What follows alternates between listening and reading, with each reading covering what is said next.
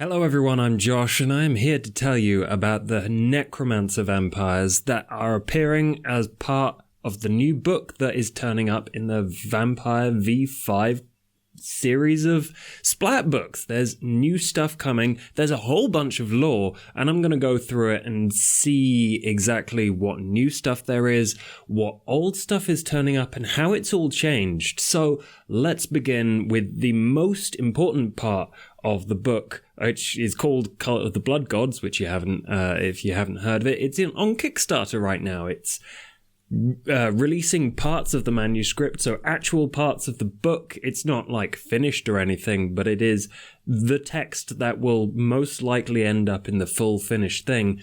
If you back it, you can see that. So you can be on exactly the same page I am, and we can, tell me in the comments what you've looked at that you're really interested in. Today I'm going through the Necromancers, but in the future there's a whole other section that is just cults and different subsections of vampire and mortal society. Then it's fascinating. It's really in-depth book, and I'm really excited for how it will turn out, because at the moment there's so much dense information in there that I'm still unpacking it in my own head. Anyway, there's a ton of stuff, and it's probably the book that we've all been wanting. But the new clan, the Hecata, they are named for the Greek goddess of necromancy and witchcraft.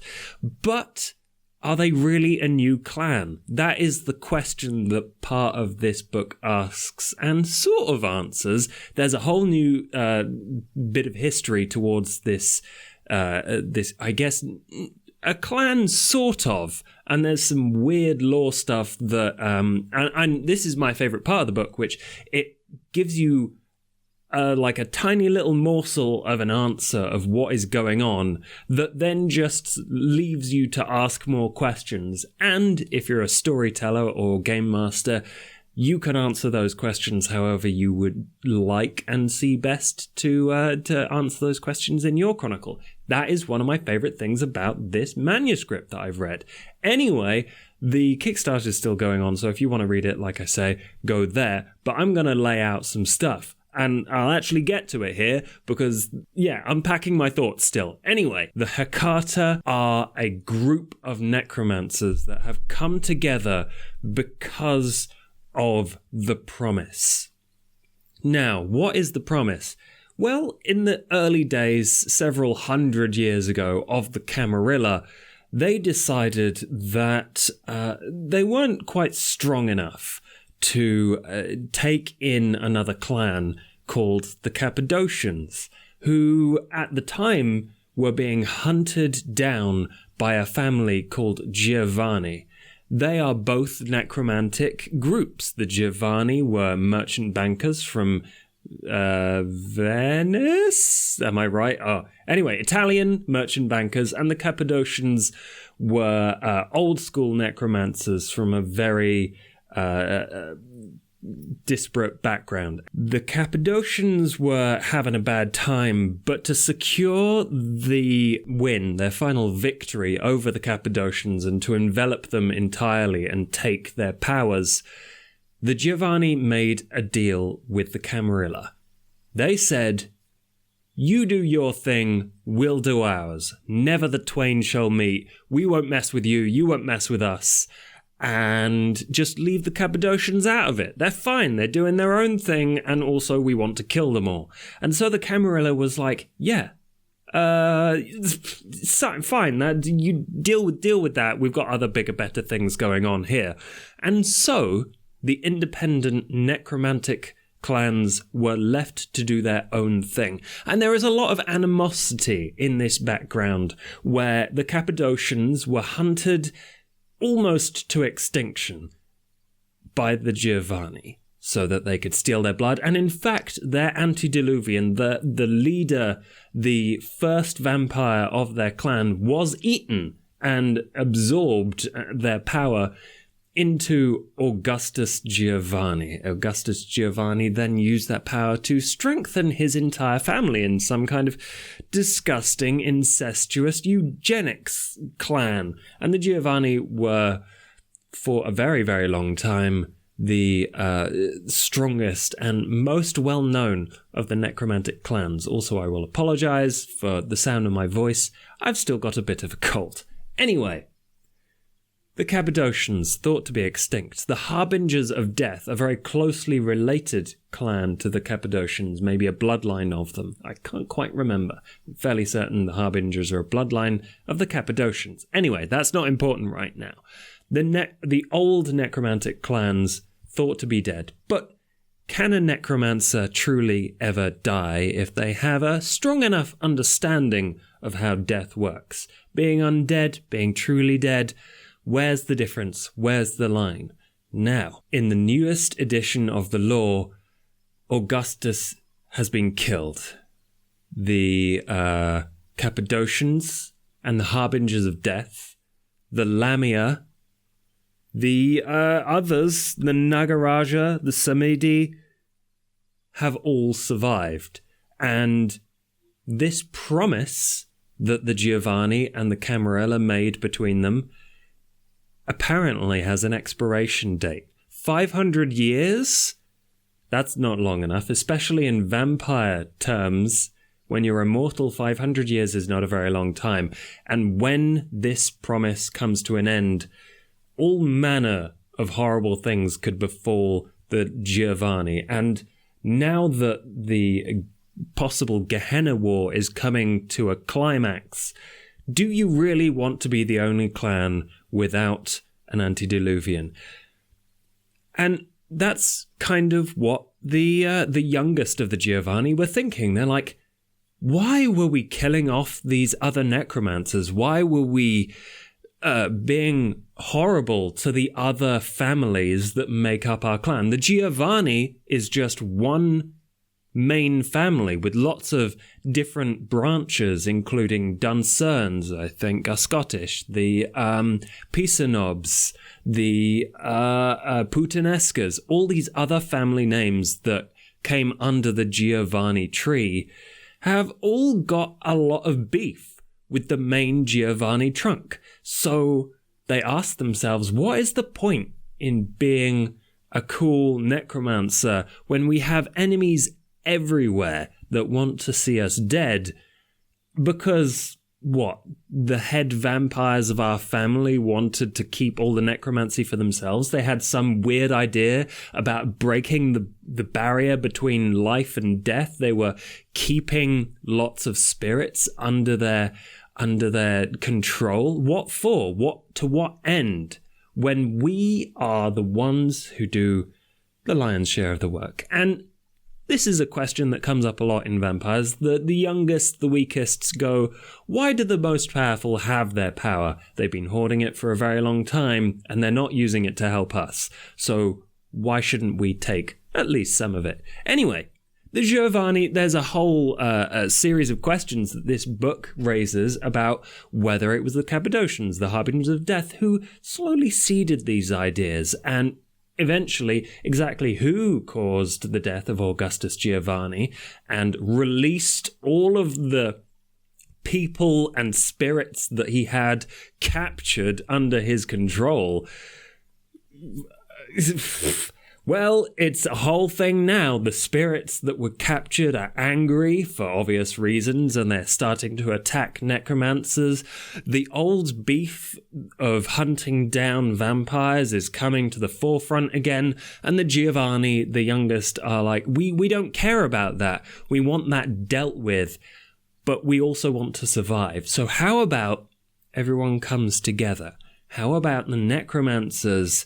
We start to reach out. We start to trade secrets. We start to realize that the secrets of, for example, the Samedi, who don't take control of their spirits, who mostly spend their time listening to spirits and taking their guidance and using their own bodies as vessels to let the spirits inhabit them. I think they're called Loa. The Samedi talk with very powerful spirits of voodoo, and I can't remember the lore for that, and I can't remember enough about voodoo to like explain that to you. But all these different perspectives start to come together, and they're like, okay, if we want to survive, we have to build a new clan. And this has unleashed a whole bunch of really new cool lore that I'm just going to lay on you right here. These are things, they're not secrets that I want to keep because it's too cool. But it's just not enough for me to just say what is going on, because there's so much more wonderful character story writing in the actual book that I think you should go and read for yourself. So knowing the little factoids is cool and it helps your knowledge of the lore, but without the context, without the character perspectives, without the beautiful writing surrounding it, it just doesn't have as much punch. So I'm going to say support the Onyx Path. I forgot who the writers were for a minute. Support the Onyx Path, because they've made up all this brilliant stuff and really added a lot. So, very excited, as you can tell. This coming together of the Hecata Clan has changed the Necromancers, all of them, for the better, ? Now, if you were aware of previous lore, the Cappadocians and the Harbingers of Death, they couldn't sire new vampires.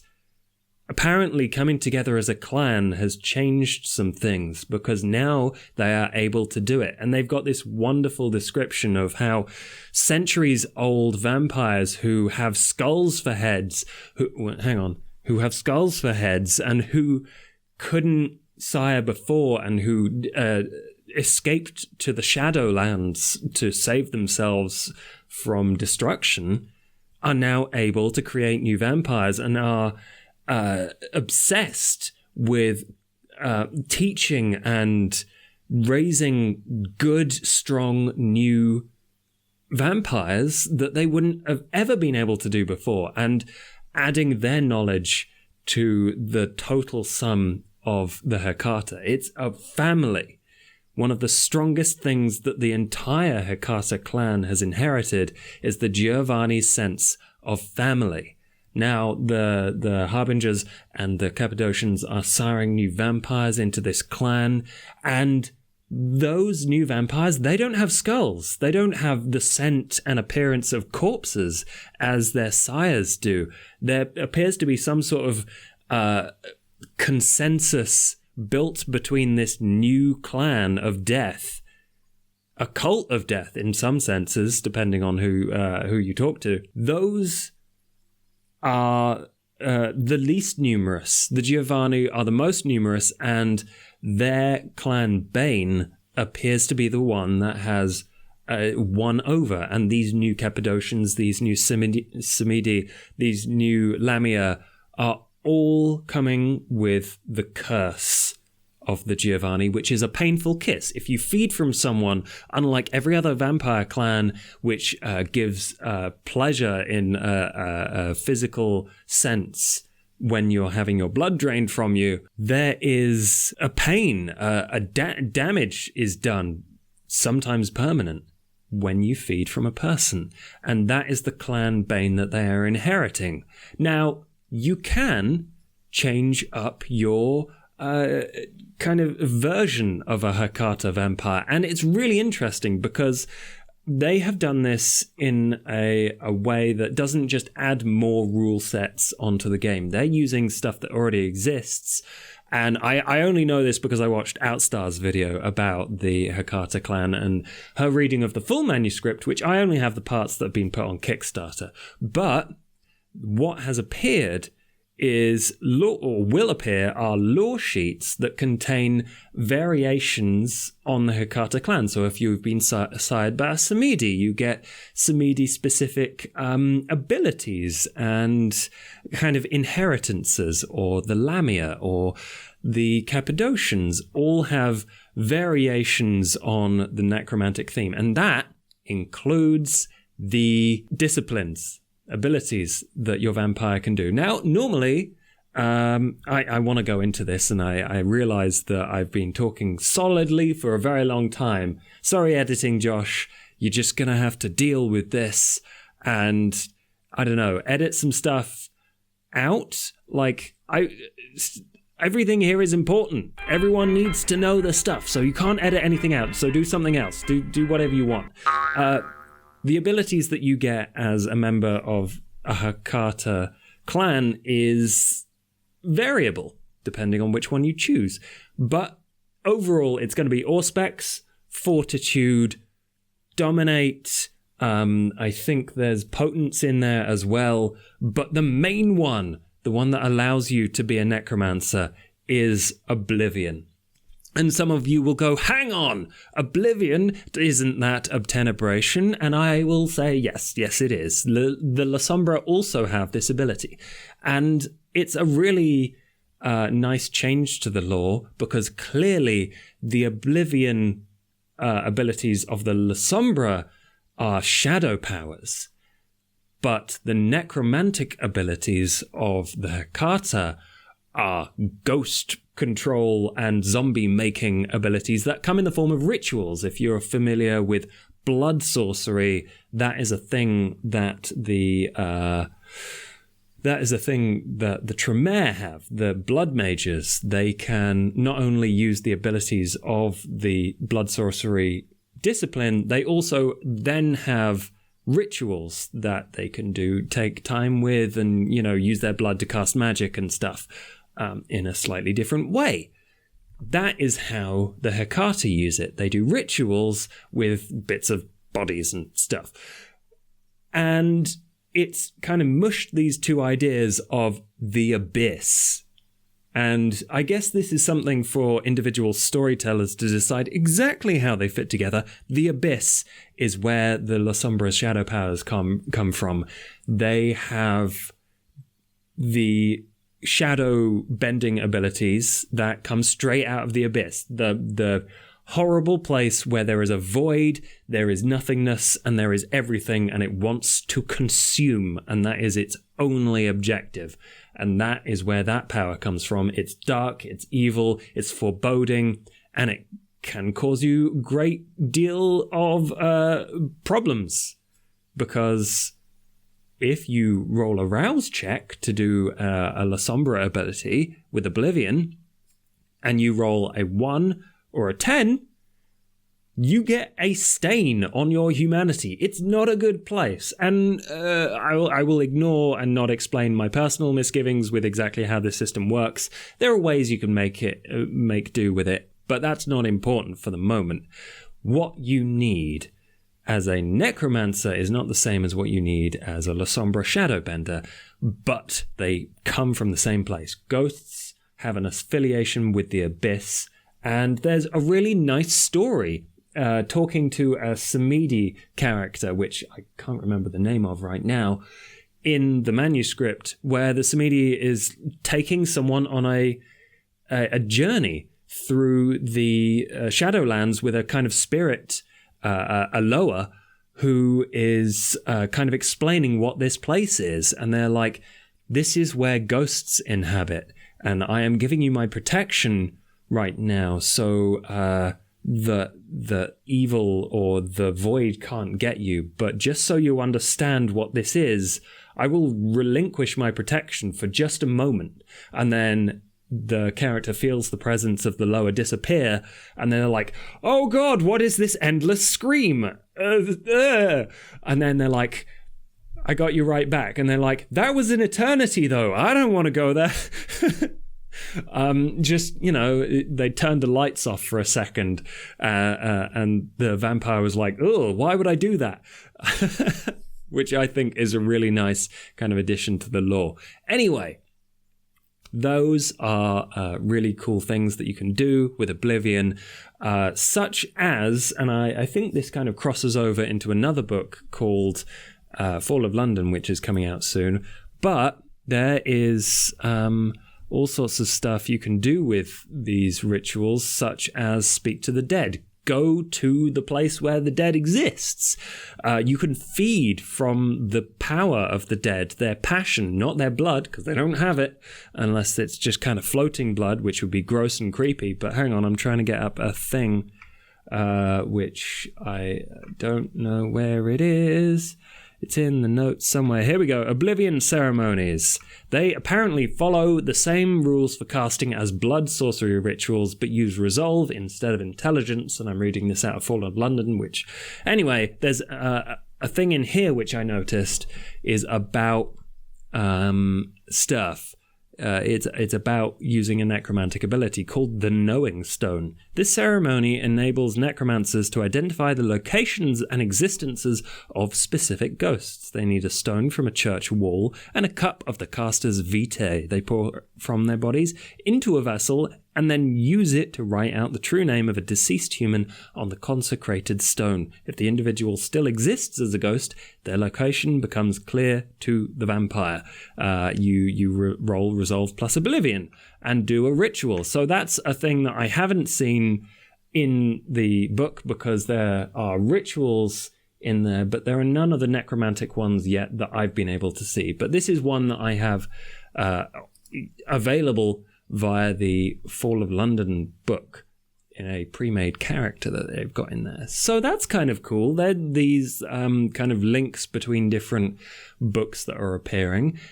Anyway, I've talked forever about the Hecata, and I would love to go on, but what I really should do is go on to discuss the cults. I will leave you with one final factoid. There are new predator types. The new predator types are all about death, whether you are looking to feed from people who are mourning at a funeral, or whether you are looking to dig up bodies, or, act as part of a family in some kind of gross, creepy way, which is similar to the cleaver, if now I think about it. But okay, I've got my notes down here, and I'm like, there's 10 billion different things that I need to talk to you about, but next time we will talk about exactly the culture of the Clan of Death. But I think it's important for everyone to know that there's this creepy person who I don't know who they are, called the Cappadocian, who appears to be the new leader of the Hecata. Like the antediluvian ? Maybe they killed Augustus, but they wear a capuchin mask, which masks are a thing of the Harbingers of Death, and there's a whole load of confusion about exactly what happened. Either way, everyone's come together in a nice, happy family.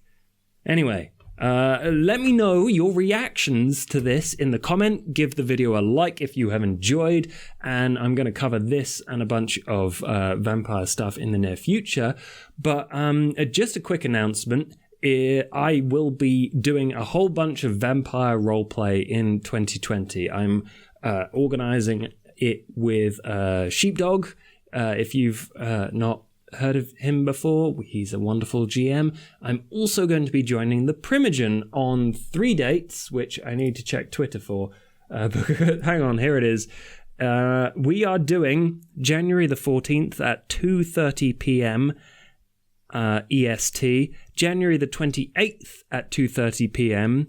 EST, and February the 11th, 2:30 p.m. EST on the Primogens channel, where you will see us doing a spooky Chicago-based chronicle. A very, very short 3-part one, but I've wanted to play with these people for ever since I did the Beckoning podcast, which is also a thing, which will be going up on the Primogens channel, and whenever we do another one, if we do another one, that will appear on my Twitch channel, where you can catch it live. Right, there's a whole bunch of stuff going on, and I'm very excited. Those of you who wish to support me, go to one of the links where the things are happening, subscribe, all that good stuff. But until next time, remember, death comes in threes. Bye.